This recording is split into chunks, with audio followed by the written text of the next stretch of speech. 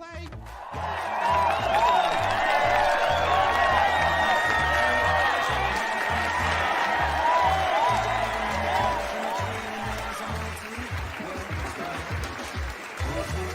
know this world has gone insane. It is absolutely no secret. But tonight, Saturday night, you are about to experience the true measures of what that insanity can bring you. Tonight, you are about to see Bald and Bonkers, the one-of-a-kind show that delves deep into the world with no holds barred. Now, meet your hosts, Dakota Frandsen, specialist of the strange, and Christopher Moule, the UFO fanatic. Now, give it up, and let's see what these two idiots can bring you.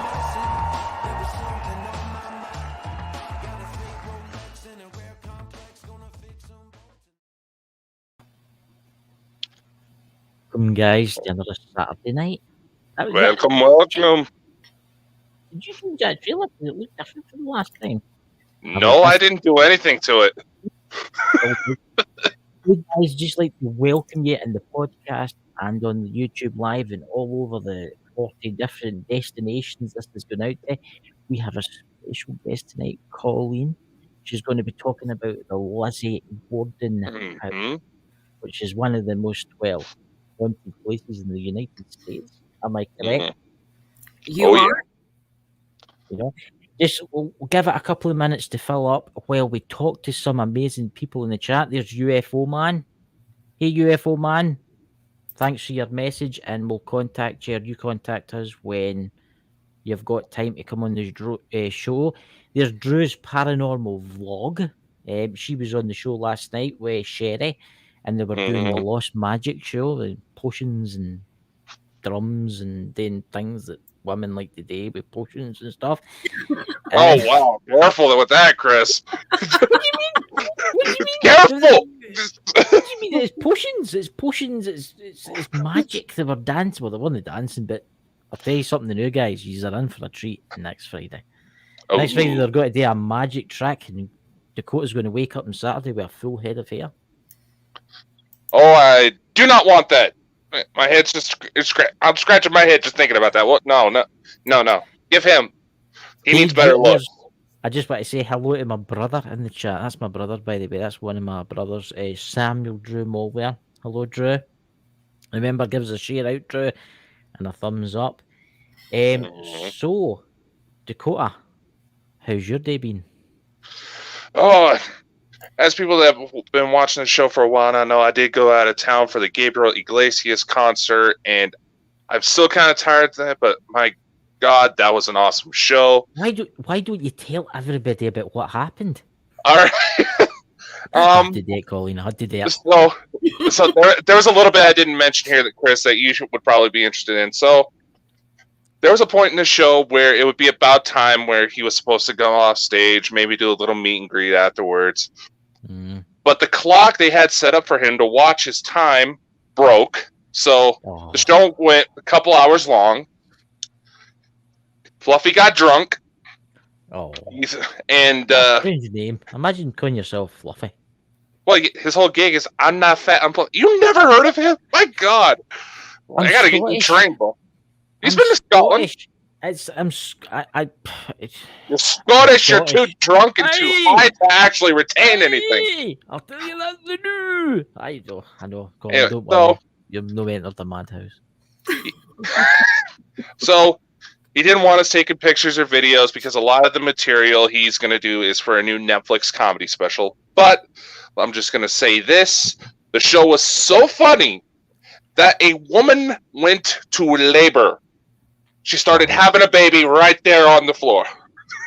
I bet that was a big surprise. It was an interesting night. So the chat, we've got quite a few into the chat tonight, and it's filling up quick. So I would like to introduce you to Colleen, everybody. Now, Colleen, could you tell us a wee bit about yourself and tell us a wee bit how you got the job working in that mansion? I'd be happy to. My name is Colleen Johnson, and I've been a paranormal investigator, well, armchair investigator, I'm going to admit, Yeah. for about 30 years, actually investigating for about 10. And I started work at the Lizzie Borden House. I basically lucked into the job. Lizzie has been a big thing for me since I was very young, since I was born and raised in Fall River, where that happened. And that's in Massachusetts, for those who may not know. A friend of mine told me that there was an opening there, and I went in and I interviewed for the job, and I honestly didn't think I was going to get it because all of my research had been very amateur. You know, I hadn't done a whole lot except for my own research, but I'd been doing that since I was about 9. I just got very into Lizzie with living in the town and the house being right there. And I got the job, and it was literally to this day the best job that I've ever had. Yeah. Being a tour guide there, and this is before the new owners that just bought it. I worked for the old owners. And it was just one of the best jobs ever, and it was the first time that I had multiple paranormal experiences. I bet you did. I bet you did. I bet so. Yeah. Yeah. I mean, how haunted in a scale from 1 to 10 would you say it was? Oh gosh. I would go with a 10. It's 10. the house is very active. There were periods of time when, you know, I would go into work every day for a week and something would happen. Yeah. I mean, the gruesome things that happened in there. I mean, that's. Oh, yeah. I mean, could you tell us a wee bit about what actually happened? Sure. Yeah. Sure. On August 4th in 1892, Andrew Borden and his second wife, Abby Durfee Gray Borden, were murdered in that house. They owned the house. They were murdered there. The weapon was probably a hatchet. Yeah. And they weren't just murdered, they were butchered. So there's a lot of, you got to figure, just starting off right there, there's a lot of negative energy and a lot of emotion just kind of sitting there in that house that's already at the time, 100 some odd years old. That has had other things go on in it. So it's a very active house. See how you said it was a hatchet that was probably used. I take it there was never any murder weapon found. No. That's strange, that, because it makes you wonder. It makes you wonder where it went. It makes you wonder where it went, doesn't it? It does. Yeah. It does. About a year after the murders occurred, there were 2 young boys called me and Brownie who were playing were playing ball in a yard, and the ball went up onto the roof of a garage, like a stable at the time. It had a flat roof, and they climbed up the fence to get the ball, and they found a hatchet there. They found a hatchet up there, and the way the house was laid out and the carriage house in comparison to where that stable was, it would have been very easy for somebody to go up the stairs in the Borden barn, and toss that hatchet out onto the roof. So there was a lot of speculation about that, but being that Lizzie had already been acquitted at that time, there really wasn't much that they could do about it. They didn't make a lot of it. Yeah. It's. I mean, can you tell us about some of the supernatural experiences you've experienced? Oh, I'd love to. So my very first day of work at the house, I actually was choked by what I believe is the spirit of Mr. Borden. And it was my thinking is that it was because I was giving a practice tour. And Mr. Borden was known to be a very frugal man in his life. I used a not quite so respectful word during my Right. practice tour. Mhm. I actually called him Cheap. Right. And so for during the next tour, we Yeah. actually had people there. The woman who was training me gave the tour, and I was following around so I could keep learning. And we got into Mr. and Mrs. Borden's bedroom, and all of a sudden, I was coughing and sputtering and just really having a hard time kind of Right. breathing. A little bit of rigmarole here and there. They left the rest of the tour, left the room by a different exit to go upstairs.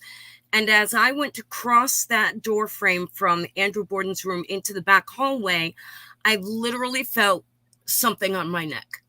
Oh my God. Whoa. That's I kind of just stood still, and I thought to myself, okay, this is why you're here. This, you're having an experience. And it squeezed it. It kept me there for a minute. I was literally 1 foot on either side of that door jamb, and it kept me there for a minute. And it squeezed and squeezed and got harder and harder for a minute, and then it just suddenly let me go. that's terrifying. And it was I can even imagine scary something for like my that. first day of work. Yeah. I mean, I'm picturing it in my head right now. As you were standing, I can imagine like an invisible hand round about you, just It was, grasping your neck. yeah, it was scary. It was very scary. Wow. And I mean, went that's- out. I went out and told Leanne, the owner at the time, and told her what happened. And she just looked at me and she said, well, I think you're done for the day. And she got really, really quiet for a second. And she says, Yeah. are you coming back tomorrow? And Did you say is my wages higher? yeah, no, I did Is not. there hazard pay? I maybe should have done. But yeah, I said, yes, I'm coming back tomorrow. I determined that I was not going to let Mr. Borden scare me away. Right. So I just went in the next morning. There's a photo of him in the sitting room. And I just went in and I walked right up to it. And I said, good morning, Mr. Borden. I apologized for using that word. Said I would never do it again.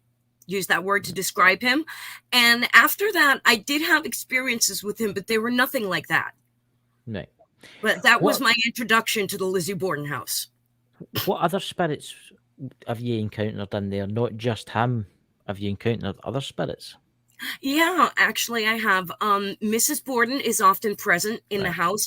She is a very, I don't know what she was like during life, but I'm assuming that she was the very kind of sweet person that I encountered, as a spirit. Yeah. We've had reports of people who feel their covers being tucked up, like she's tucking people in.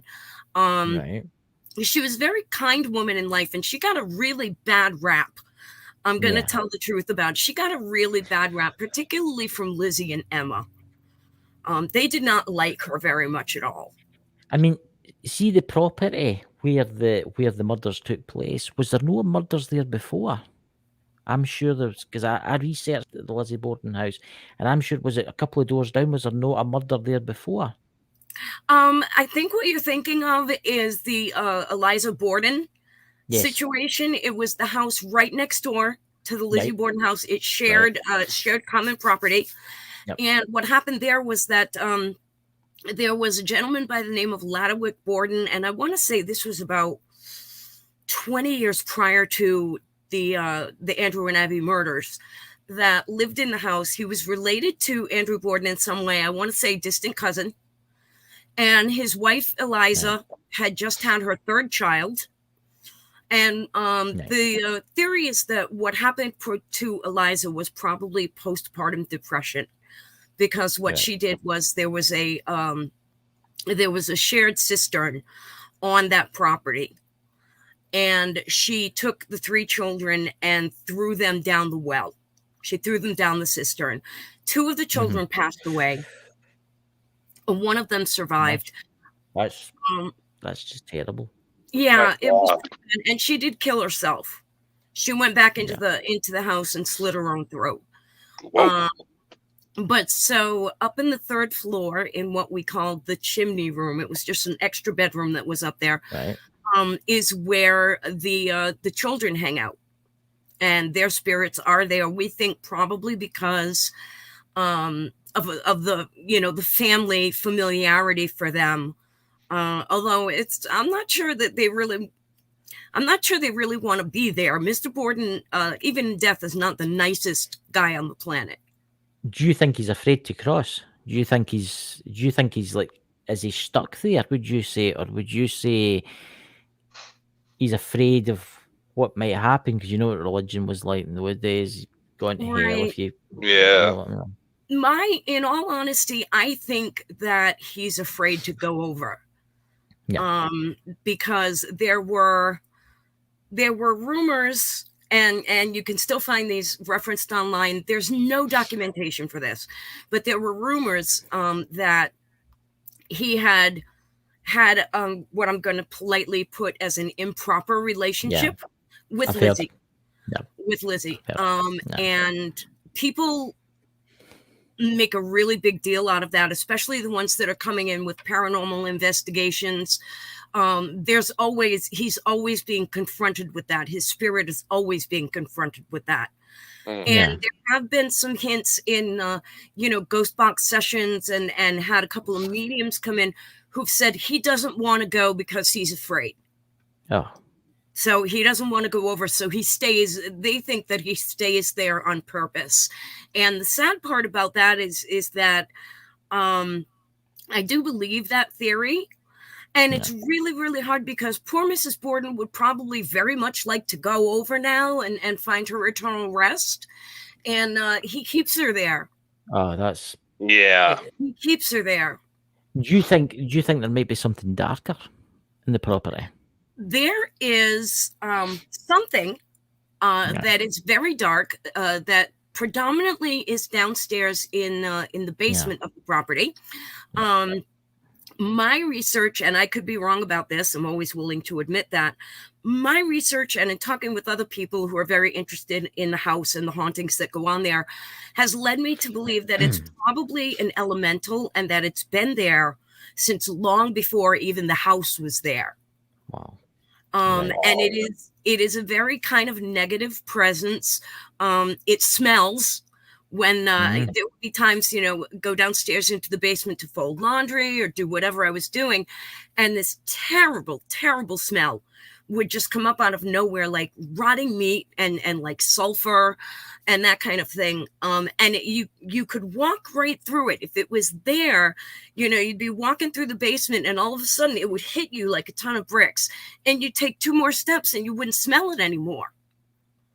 You see how the 2 kids were drowned in the well, and then the woman cut her own throat. It makes you wonder if there was maybe a Native American burial ground on the property before the houses and everything was built. I've done a little bit of research about that, and the Native Americans of the time did avoid that area. They literally warned some of the first colonists who came in not to go into that area because there were bad things there. So it doesn't really make any sense to me that they would put a burial ground for their people that they wanted to honor in that spot. It makes you wonder, maybe before white man came, before we came and colonized that part of the land, that was a sacred spot, and they knew that spot is like a bad place. And maybe it was always, it's as good a theory as any. It's something to think about. It's so what other kind of things happen in the Lizzie Borden house? Has there been like poltergeist activity? What kind of other things have you witnessed? I've witnessed things falling or flying off walls. Right. There was a gentleman that I was talking to one day in the sitting room, and there was a picture of the jail that Lizzie stayed in Taunton while she was awaiting trial and all of that. Mm-hmm. This picture, this individual is one of those who believes in the molestation theory. Yeah. And he talked about it. He was talking about it in the house.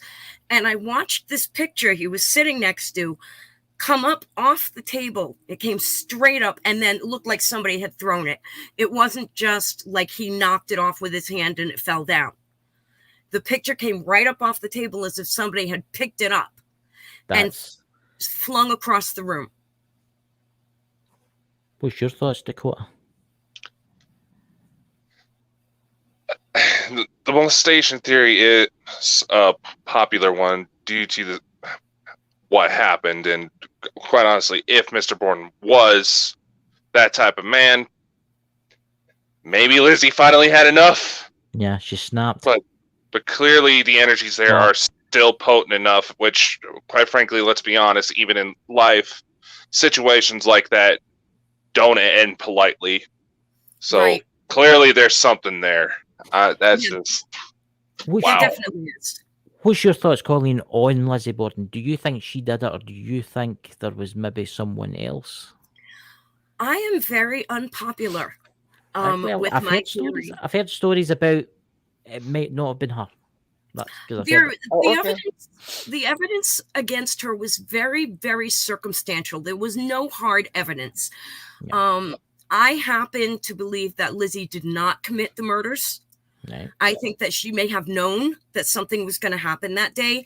I'm not even sure that she knew that it was going to be murder. But I think she may have been complicit. I believe that an uncle who was visiting them at the time, John Vinegar Morse, who had showed up at the house on the day before for an overnight stay, no less, with no luggage, not so much as a toothbrush, just showed up at their door and was going to stay overnight. He would have had time to murder Mrs. Borden. And so I think that that's probably what happened. And I think he hired someone to come in and kill Mr. Borden. And I think that if you believe in the molestation theory, it would have been a very positive, well, not a positive thing, obviously, but I think it would have been a very appropriate thing for him to have wanted to do that. Lizzie and Emma were his nieces. Yeah. And, there was a family bond there. And the thing about it was, in those days, if that was going on, you did not talk about it. Yeah. You didn't talk about it. So a lot of people will ask me, well, why would he kill Mrs. Borden? She had nothing to do with any of it. She was complicit. If it was going on, she did not say anything about it, and she didn't try to help. Yeah. So it would have been in keeping with, average people's reaction of those days. Oh my God, I'm going to kill you. Where was Mrs. Borden found? Where was she found? She was found in the upstairs guest room. Right. She had been there. They thought that she had been murdered definitely before Mr. Borden. She was murdered between 9 and 9:30. She'd just been in the guest room making it up because John Morse had slept there the night before. He was going to be sleeping there again. And she was making up the guest room, and she was startled and found in that room, and that's where she was killed. Because it makes you wonder if she's maybe found out what her husband's been doing to the daughter, right? That's not something that I've ever considered. It's a really good point. She's maybe confronted him. He's killed her, right? The daughter's come home, seen what his father's done to his mother, and she's maybe murdered his father. Yep. Okay, that's a very interesting theory. And it's something that happens even today, so you can't really rule it out.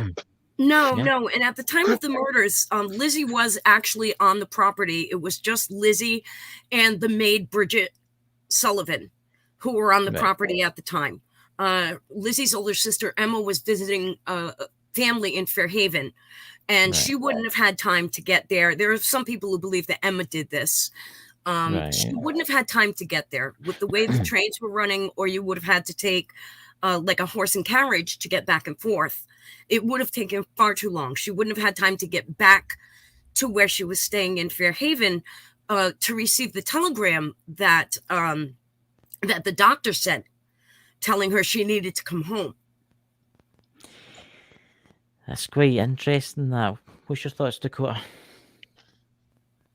It's certainly an interesting case. Even today, they try to re-examine Lizzie Borden, try to put as much modern medical knowledge and forensic knowledge into it to see what what might come out if the access and the methods we had today were available back then. And a lot of them say that Lizzie may have been innocent the entire time. She may have known about it, but clearly something was going on to where she didn't feel it enough of an attachment to want to try to stop it.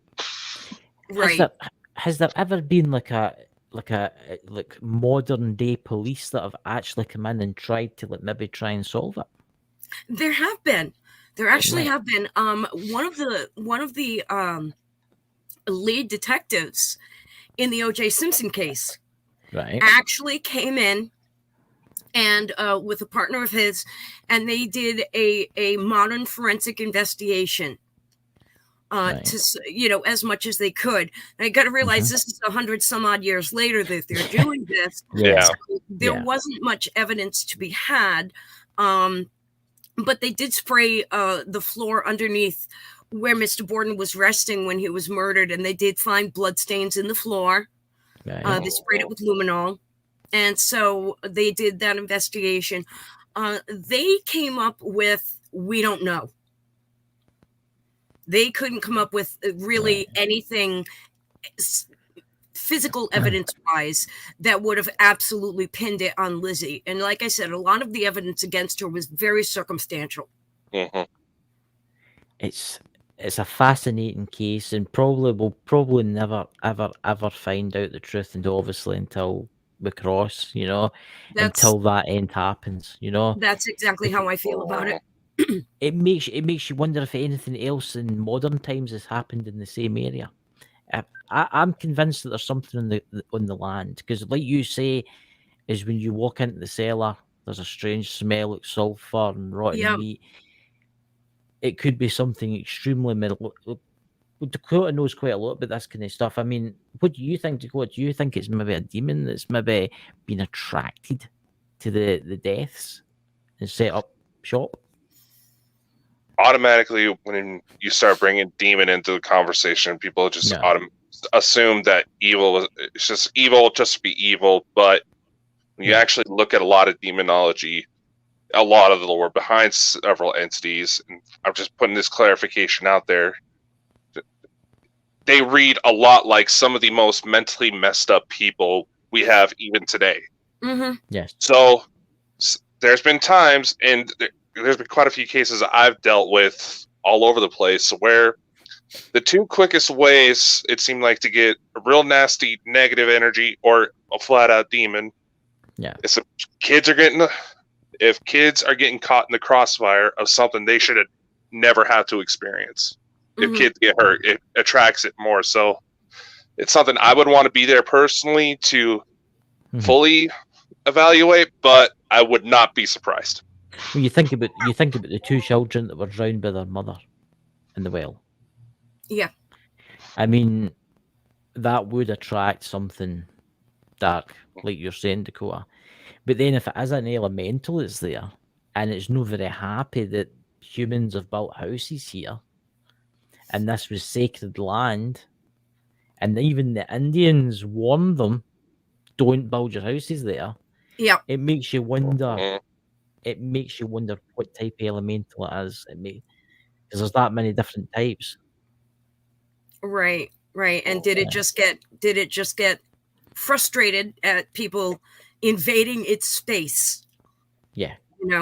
Did it just get frustrated at people invading its space, and now, it just kind of hangs out there and does unpleasant things?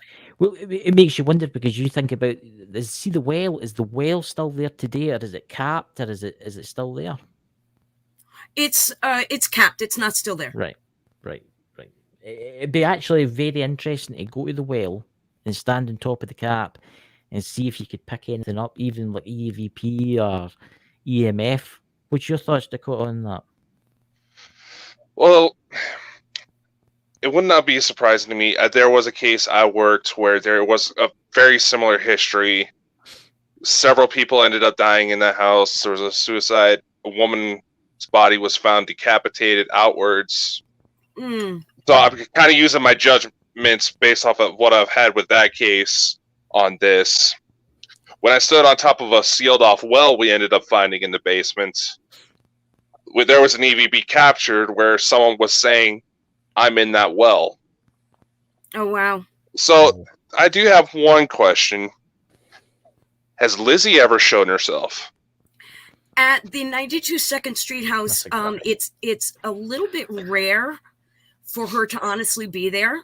She does occasionally show up, oddly enough, on her birthday and on the anniversary of the date of the murders, the August 4th. There have been psychics who say that she is there. Lizzie hated that house. She wanted to live up on the hill, which was the fancy neighborhood in Fall River at the time. They called it the Hill. Yeah. And she wanted to live there with the rest of the family's contemporaries, the other Borden relatives.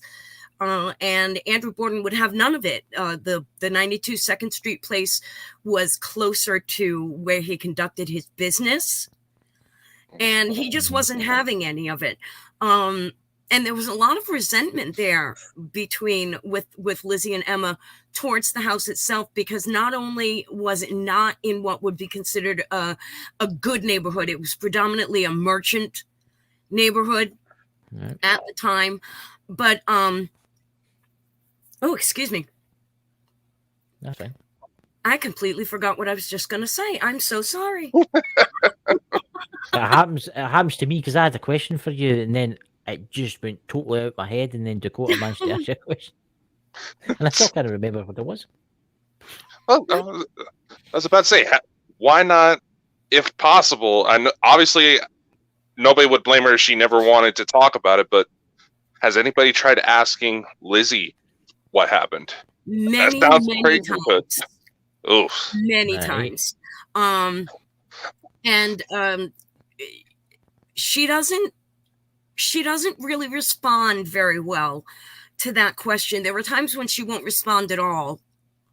And if you do get a response, there's actually one EVP, and I wish I had it, where somebody asked, Lizzie, did you kill Andrew and Abby? And she literally, you hear, and it's clear as day, I'm a good daughter. I'm a good daughter. So, that kind of lends credence to my theory that she didn't commit the murders. But, who knows? Who knows? Quite interesting that, because when you're speaking, there's a kind of feedback I'm getting through the... Yeah, I'm getting it too. Right as we start talking about it and starts getting into Lizzie's response, it sounds like something's trying to cut it off. It's not the first time we've had it on this show, but... it makes you wonder. It's strange how she says, I'm a good daughter. Yeah. I'm wondering if that is what she's done. Is her mother's found out, she said to her father, the father's lost the plot, killed her mother, and then she's just been a fit of age and she's murdered her father. But then it makes you wonder. I don't know what that is, but it feels weird. I don't know. I can hear it. I thought I heard something there. That's weird. That. Yeah, it's like A voice. Is this one of those things where did Lizzie have a psychotic break, knowing that she was about in danger and just lost it, or was she trying to defend herself, or did she do it but can't mentally process what she did, so she tries to deny it? Right. That theory has been investigated. And again, you kind of get the non-response. You get the non-response. People have asked her that. It's another question she gets a lot. And part of me wonders where I don't believe that she committed the murders. Is she simply tired of talking about it? Because people go into the house. You're talking about, sometimes hundreds and hundreds of people in a year will go into the house, and the overnight guests are allowed to do paranormal investigations. There's an awful lot of that goes on. And it makes you wonder if she just is tired of being asked that question. It makes you wonder how many guests and investigators that have been attacked.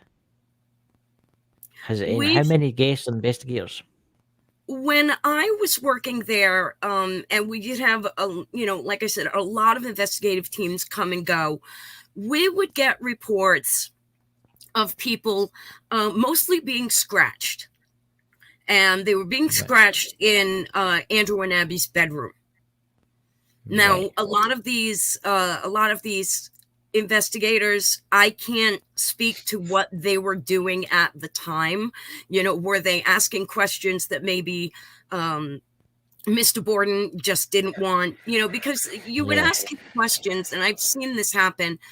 You ask him questions, and he immediately takes over the entire session. Nobody else can speak in terms of the other spirits, and he gets very belligerent and very, very foul-mouthed when he's asked questions like that.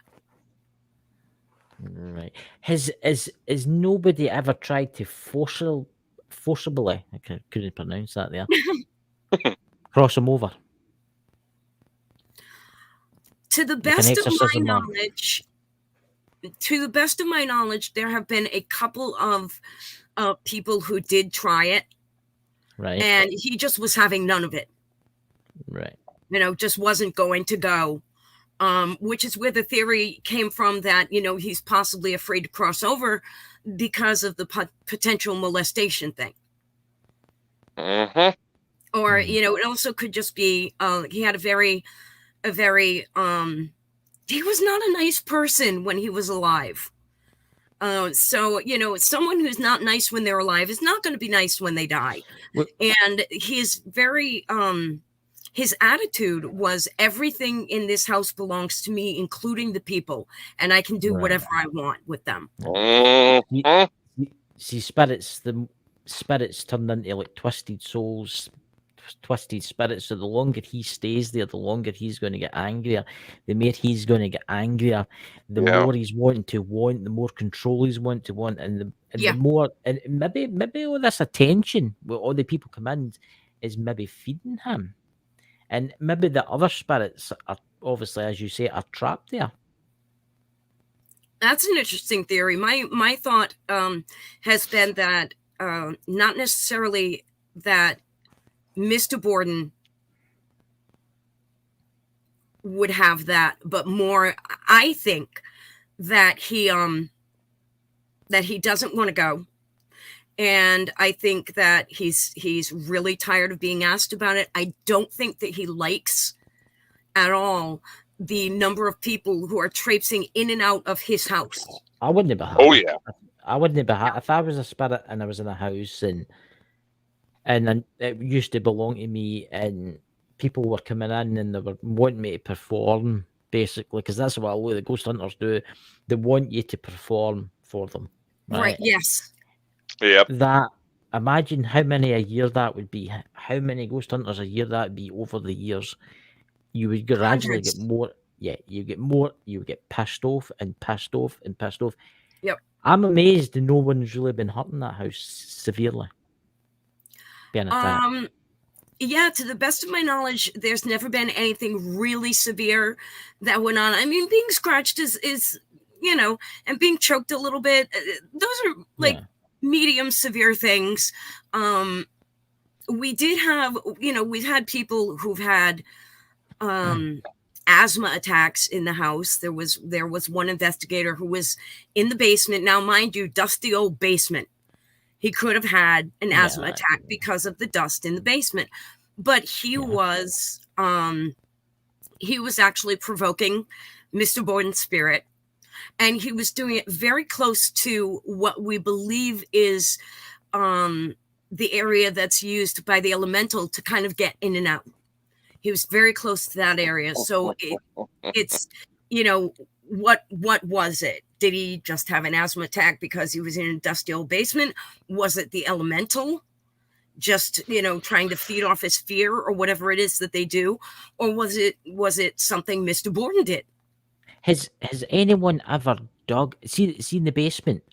See the floor? Is it cement or is it stone or is it just dirt? It's cement.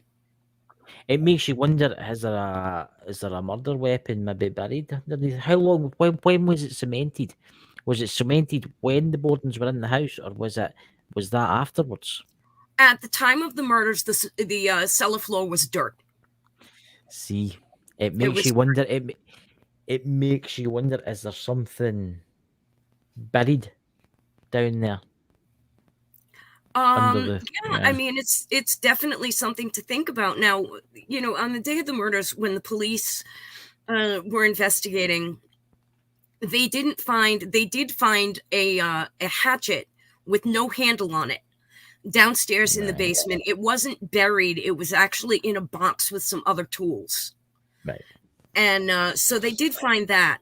But, I mean, that theory is as good as anybody's, that maybe that murder weapon is still there somewhere. Or it's in the well out the back. Or it's in the well. There are so many places, that it could be. Has there been any sightings of the spirits of the two little children that were drowned?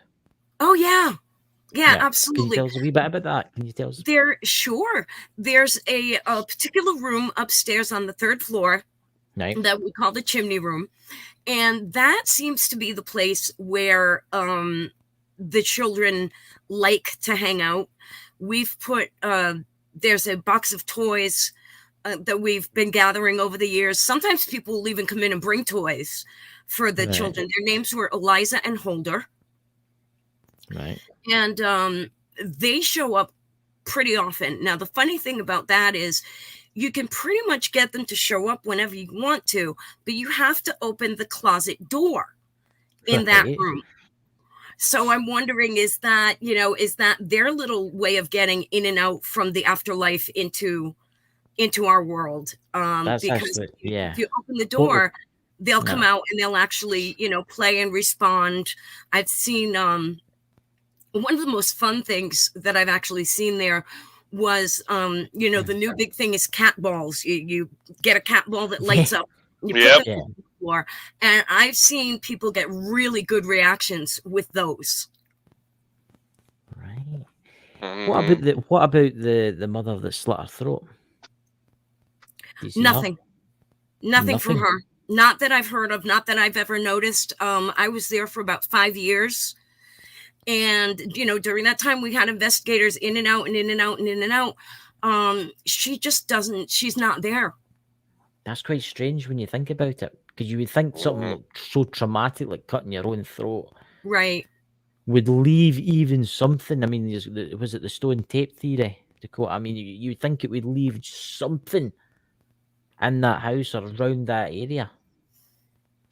It would really depend, but if it was a situation of, what was the term? I just had a little brain fart. Not stone tape theory. When a woman goes into a depression after having kids. Postpartum depression. Yes. Okay, I'm still on vacation mode. Yeah. If it was an episode of postpartum, who's to say that after what happened, she finally clicked back in and realized what happened? It was too late. Second, she was dead. She was gone. She got as far away as she could from that place. She wouldn't want to be reminded of it. Yeah. That makes sense. Yeah. Have you ever went to the graves of the Bordens? Oh, yes. I actually spent a lot of my youth visiting the family plot in Oak Grove Cemetery. I've been there many times. When I was in high school, a group of friends of mine did something very, very stupid. Right. What was that? Uh-oh. Because you're in high school and you do stupid things. So they went to the cemetery late in the evening, and they had a tape recorder. And they plopped it right down on Lizzie's headstone and started asking, doing an EVP session.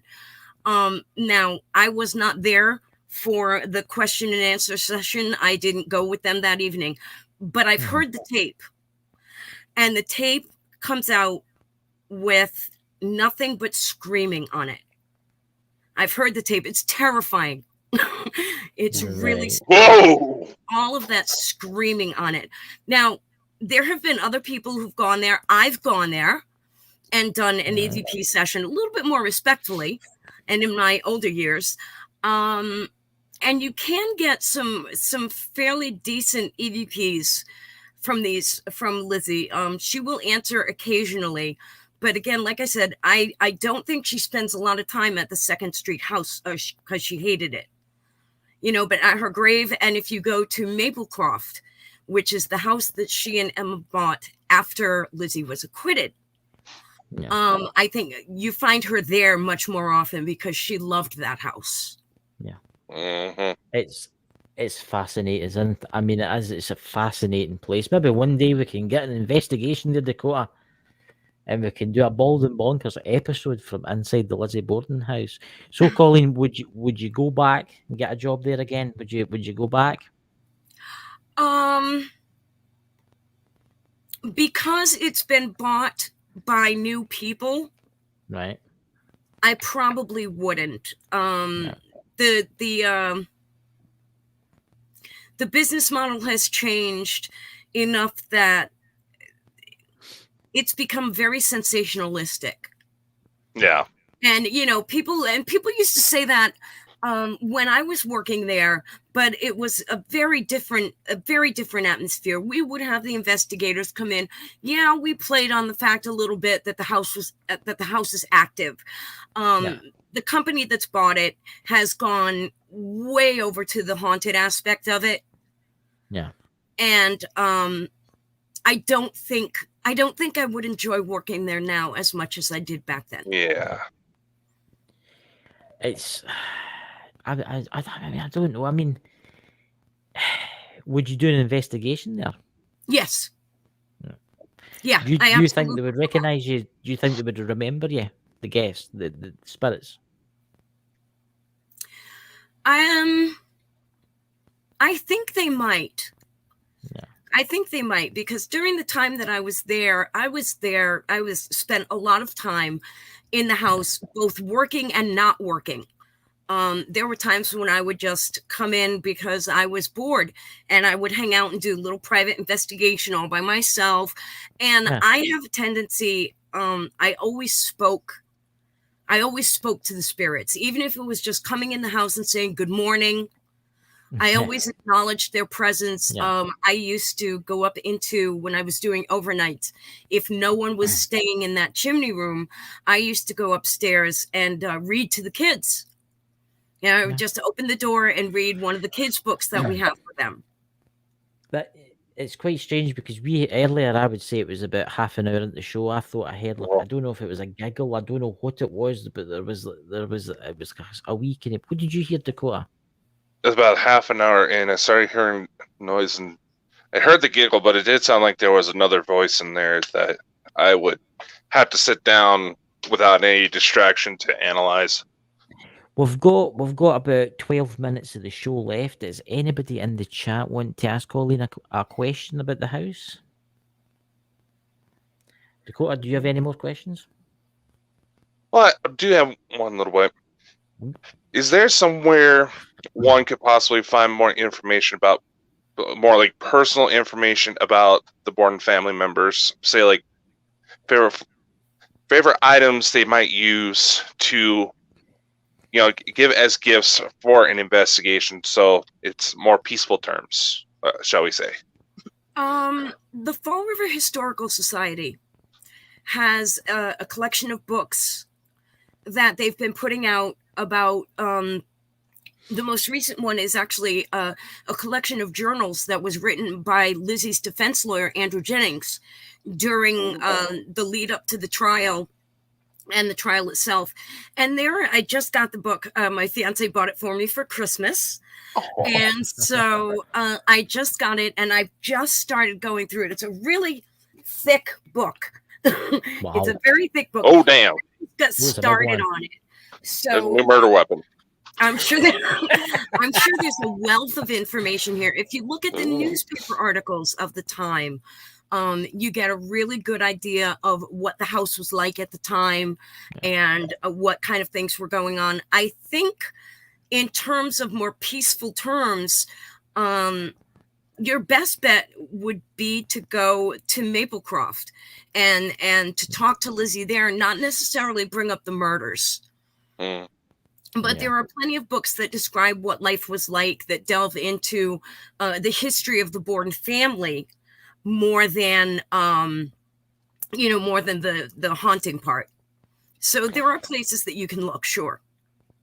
There's Drew's paranormal vlog. Do you feel they were poisoned the day before, so they all stayed home? Oh, okay. I know what you're talking about. On the day prior to the murders, Lizzie supposedly went to a drugstore and asked for 10 cents worth of prussic acid. Now, prussic acid is very dangerous, as we all know. And they wouldn't sell it to her. They didn't, they said, we don't sell that without a prescription.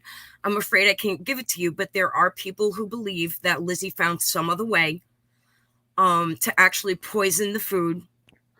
There are folks who believe that that was her first attempt to kill Andrew and Abby.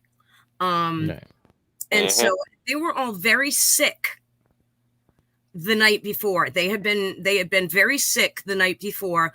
My theory on that was that they'd been eating the same mutton for a week in August with pox. And so refrigeration. Yep, and Mr. Borden was very, very frugal, and he just kept telling Bridget, serve it, serve it, serve it. Waste not, want not kind of thing. So, my theory, I don't believe that Lizzie tried to purchase poison, because at the same time, there was a sting operation going on, done by the Fall River Police at the time, where they were sending the wives of some of the officers in to these various drugstores around the city, asking them to try and buy things without a prescription, buy things that you had to have a prescription for. And it is said that one of the women that they sent to do this, the wife of one particular officer, is very striking. There's a striking resemblance to Lizzie. And so, it could have been that. But yeah, there's a strong theory that she did try to poison them because of that illness that they'd been having. That is fascinating. I hope that answered your question. It's fascinating. Is there any more questions, guys, in the chat? I would love to go there and see the house. I would love to go and have a walk around it, but I don't like it when ghost teams go into a house and they start calling them names, trying to piss them off just for the reaction. I don't think you should do something like that. It doesn't matter where it is, because can you imagine, right? You're a ghost. You're in your house. You're in your house that you haunt, right? And all of a sudden, a guy jumps through the door with a torch and a camera strapped to his forehead and starts calling you all the names under the sun. I mean, provoking you and baiting you. Yeah, and that is something that happens a lot in that house, especially with Mr. Borden. Well, they better watch themselves, because one day he might snap. One day he might think enough is enough. That's that. Yeah. So, Dakota, any more questions, Dakota, before the end of the show? No, I can't really think of anything. If Jet has anything real quick, feel free to jump in. Hey guys, come on. We've got about 7 minutes left. What's this, Drew's Paranormal Vlog? I'm just waiting to say it. So, Colleen, why don't you write a book on this, Colleen? Oh my goodness.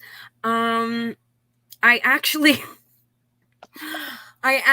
started a book several years ago. Yes, I did. And I just haven't finished it yet. There's always that, especially, I've never written a book on anything. Are people going to want to read it? Oh yeah. And there's that. There are so many books now by so many people about Lizzie, about the house. about the history, about the haunting. I mean, there's a lot of good material out there, and I'm not sure, other than personal anecdotes, what I could add to that. You could add your theories. You could add your theories of what might have happened.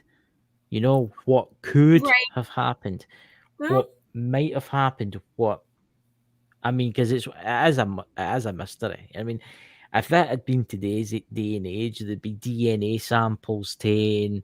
Right. I mean, here's a scenario, right? She was let off because in their days they didn't treat women very fairly. Let's put it that way, right? Right. And the men always thought a woman could never do such a thing like that, right? So They that did. sort of, yeah, they did think so that. Obviously, do you think if Lizzie had been a boy, right, he would have been let off? No, he would have probably. No, I don't. Yeah. Because it makes you wonder what's happened to that. I mean, if she was getting abused by him, I mean, it's only so much somebody can take. Right. Mm-hmm. And I've got a feeling that the mother did find out and something happened to her. I think the father did do something to her. Because it makes you wonder, why would... It's just, there's something about it. I don't know what it is. It's quite weird. It's quite weird. What's that, Dakota? No, well, no, I agree with you. It's unfortunately,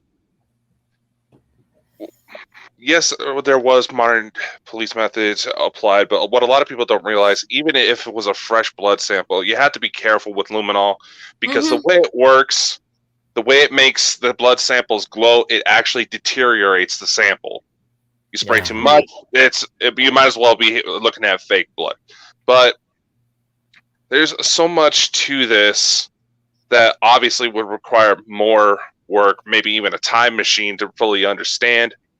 Right. But there's another aspect you can consider. I've personally seen situations where I know modern day versions of this type of scenario happening, where spirits tied to it would also utilize Ouija boards to get quite colorful in describing the attacker. So there's so many different factors, and honestly, if you put out a book, let us know. We'll help try to push it out as much as we can. So Thank you. Definitely be here to hear more. I think you should do a book, you know, because I was going to say, this is the question that's popped into my head that I forgot to ask you. I mean, Lizzie Borden, it makes you wonder, was she possessed? Oh, well, you know what? It's that's something that some people have come up with. And like you said, there's no way to know. Yeah. And there's really no way to know. And there was something that I forgot to mention regarding your theory of Mr. Borden possibly murdering Mrs. Borden. And it's really important. And I should have said it before, so I apologize. He was home. He wasn't home at the time of her murder. He had already left the house. So yeah, kind of important piece of information that I left out. My apologies. Where was he? Curiosity, does anybody know where he was during that time? Yeah, actually, he had gone off to work. He owned a bank and a couple of mills, and he had gone off to collect rents and check on his businesses. So he didn't come back into the house until about, I want to say, 10:30. And she had been murdered between 9 and 9:30. That's quite interesting. I take it Lizzie Borden didn't have any boyfriends at the time? None that we know of. Because it makes you wonder. None that we know of.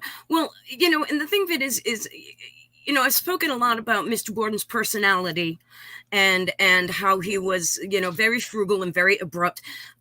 If you were a young man wanting to court Lizzie Borden, would you take that chance? With her father being so well known for being kind of mean and very frugal and all the rest. No. Well, Yeah. if you happen to be a freakish giant like me, who's been known to go up against guys like that, maybe. But Maybe. average guy like back then, probably not. I can tell, Dakota, if you ever go in a ghost investigation in the house, you're going to get one great with Mr. Borden. I was thinking, he's a businessman, a banker. Chances are he might like to drink. So if you want to try to lure him out on a peaceful term, offer up a little shot. You know. He was a complete teetotaler. Oh, He was. Well, then that goes out my idea. there To you the go. point You can where, offer him a Diet Pepsi instead. right? But to the point, he was anti-alcohol to the point where, even while I was working there, we had a strict no alcohol policy in the house, and people would come in for the overnights, and they would sneak alcohol into the house, and then the next day the house would be so active, and his presence would be there so strongly. And I think it was just because he was very angry that people were drinking alcohol in his house. Oh my But he was a God. very well-known teetotaler. You learn something. You learn something new every time, you know.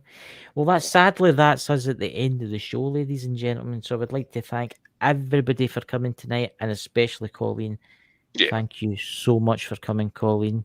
Thank you. I will It's have been you a back. pleasure.